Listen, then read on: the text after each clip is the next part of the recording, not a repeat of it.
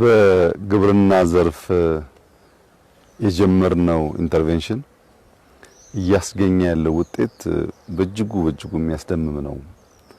ይበልጥ እንድንበረታ፣ ይበልጥ እንድንተጋ፣ ይበልጥ አዳዲስ ሐሳቦች እንድንፈጥር፣ ይበልጥ አዳዲስ ነገሮች እንድንሞክር ጉልበት የሚሆን ስራ ሆኖ አግኝቼዋለሁ። ያ ሁላችሁ እንደምታስታውሱት ኮሮና እስከመጣበት ጊዜ ድረስ የበጋ እርሻ የበጋ ስንዴ ኢትዮጵያ ውስጥ የተለመደ አልነበረም። መሬት ጦም ማደር የለበትም።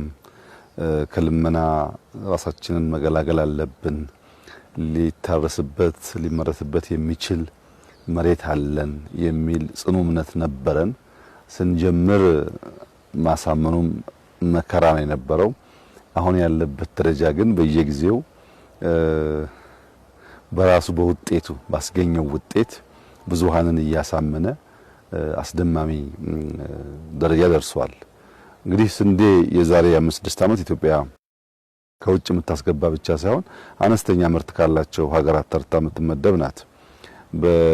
የዘንድሮን እንኳን ብቻ ብንመለከት ባለፈው ክረምት ወደ 4.4 ሚሊዮን ሄክታር ነበር ያረስነው። የዘንድሮ በጋ 3.8 ሚሊዮን ሄክታር ገደማ ነው ያረስነው።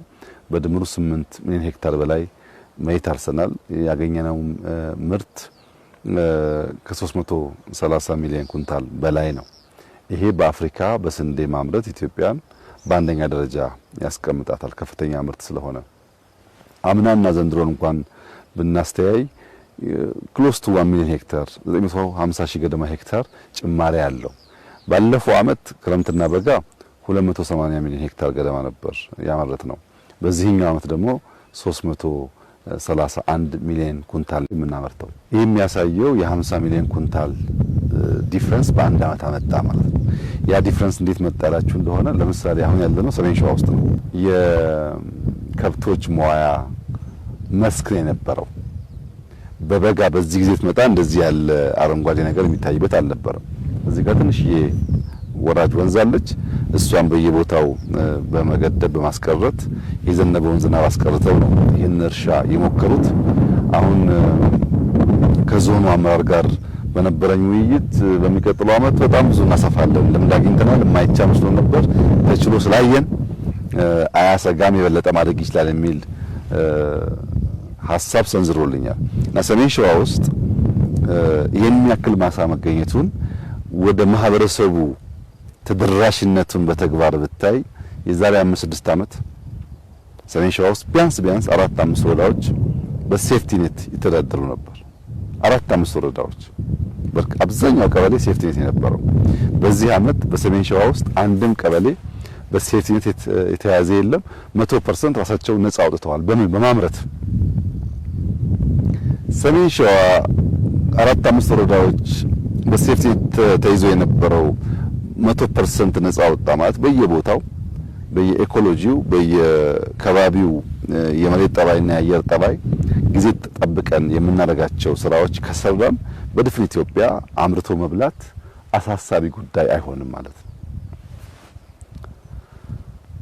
ይህ አሁን ያለንበት ሰሜን ሸዋ የዛሬ 5-6 ዓመት የነበረውን የገቢ ደረጃ ማንሳት ያሳፍራል።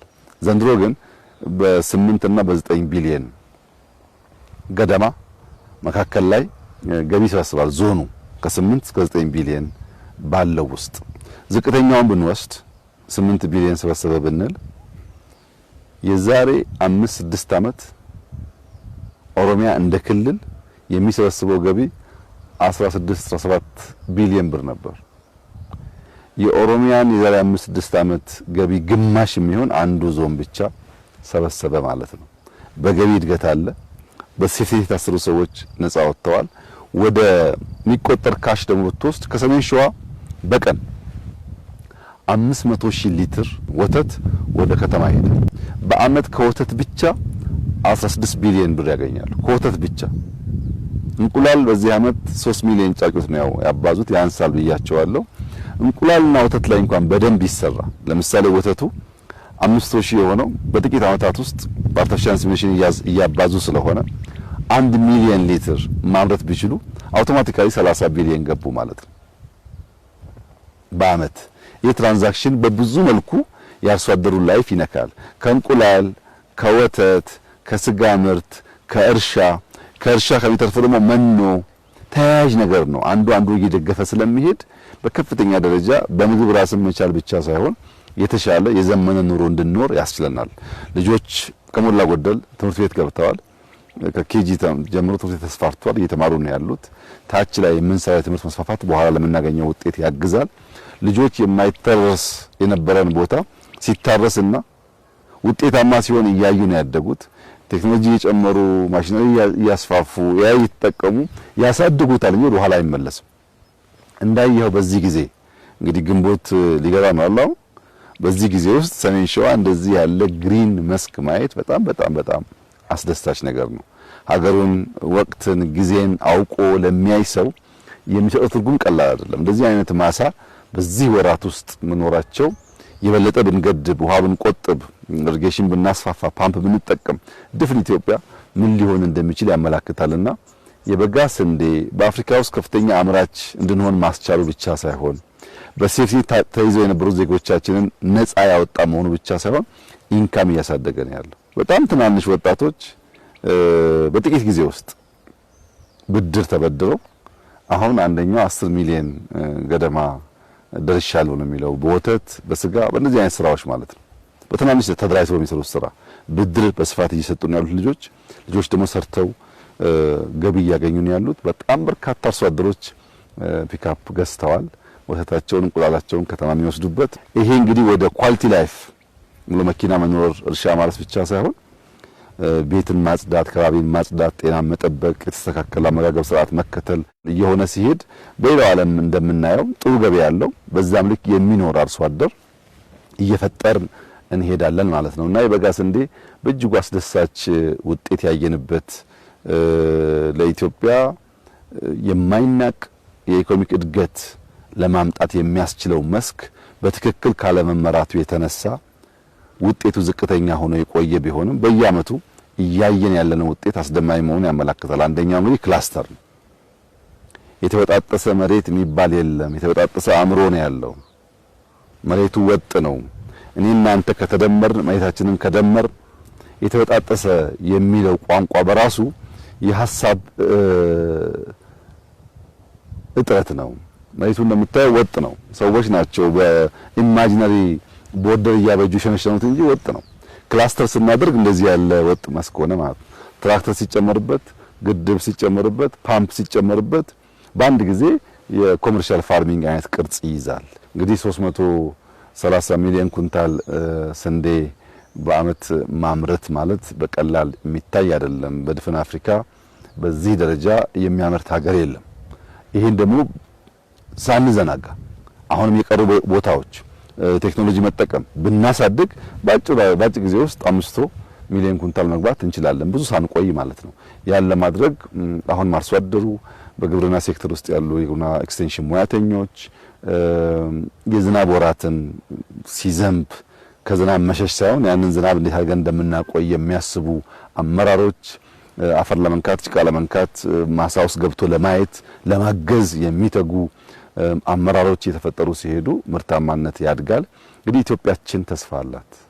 በግብርና ሴክተር የመንግስት ኢንተርቬንሽንና አንዱ ኮር የእድገታችን መንገድ ነው ያልነው አዋጭ ሆኗል። ልክ እንደ ኢንዱስትሪው፣ ልክ እንደ ቱሪዝሙ፣ ልክ እንደ ማይኒንጉ፣ ልክ እንደ ቴክኖሎጂው ግብርና ራሱን አስችሎ አመርቂ ውጤት እያመጣ ነው ያለው። አሁንም ብዙ የማደግ ፖቴንሻል ስላለው እንበርታ፣ እንስራ፣ እንማር፣ እናሻሽል። ከትናንትና ያረምን እያረቅን እያሻሻልን ከሄድን የምናስባትን ሀገር ለመፍጠር የሚያስችል መሰረት እንዳለ ያመላክታል። ከሁሉ ላይ የሚያስደስተው የሐሳብ ጥራት ነው። መድፈር፣ መሞከር፣ መፍጠር፣ ከፈጠርን በኋላ መፍጠን፣ ማሰናሰል፣ ለትልቁ ነገር መጓዝ የሚለው ህልማችንና እሳቢያችን ፍሬያማ እየሆነ ነው ያለው። በዚሁ እንድንበረታ፣ እንድንሰራ፣ እንዳንቆም በጥረት በልፋት በላብ ብቻ የሚገነባ ሀገር እንድንመሰረት ልጆቻችን ስንጥር ስንለፋ ስንተጋ እንዲያዩ ከዚያ የሚገኘውን ውጤት በጋራ ሃርቨስት ማድረግ እንድንችል ያንን ባህል መለማመድ ማሳደግ ያስፈልጋል። ሁሉን ቀን መጠቀም አለብን። ሁሉንም ወቅት መጠቀም አለብን። ለማምረት፣ ለመልፋት፣ ለመስራት፣ ለማምረትና ከዚያም ለመብላት ብቻ አይደለም ለማብላትም ጭምር ለመርዳትም ጭምር መጠቀም ይኖርብናል። በዚህ መንገድ የባህል ለውጥ፣ የአስተሳሰብ ለውጥ፣ የአሰራር ስርዓት ለውጥ፣ የወርክ ኤቲክሳችን የተቀየረ ሲሄድ እንዳያችሁት የሚያስደስት ማሳ የሚያስደስት ውጤት ኢትዮጵያ ውስጥ ማየት የተለመደ ይሆናል። ዛሬ በሰሜን ሸዋ ባየሁት ስራ በእጅጉ ደስ ብሎኛል። ይሄ በሁሉም ዞኖች እንዲስፋፋ በሁሉም ዞኖች እንዲበራከት መጪው ክረምት ከፍተኛ ስራ የሚጠበቅበት ሲዝን ነው። ለዚያ ሁሉም አርሶ አደሮች፣ የግብርና ኤክስቴንሽን ሙያተኞች የተሰናዱ የተዘጋጁ እንዲሆኑ አደራ ማለት ፈልጋለሁ። ዓለም ያለችበት ሁኔታ የምናልፈው የምንሻገረው በልማት ብቻ ነው። ካረስን የጀመርነውን ከጨረስን ከበረታን እንሻገረዋለን እና ከስራ ውጭ መሻገሪያ መንገድ እንደሌለ አስበን ጊዜያችንን በስራ በልማት እንድናጠፋ አደራ ማለት ፈልጋለሁ።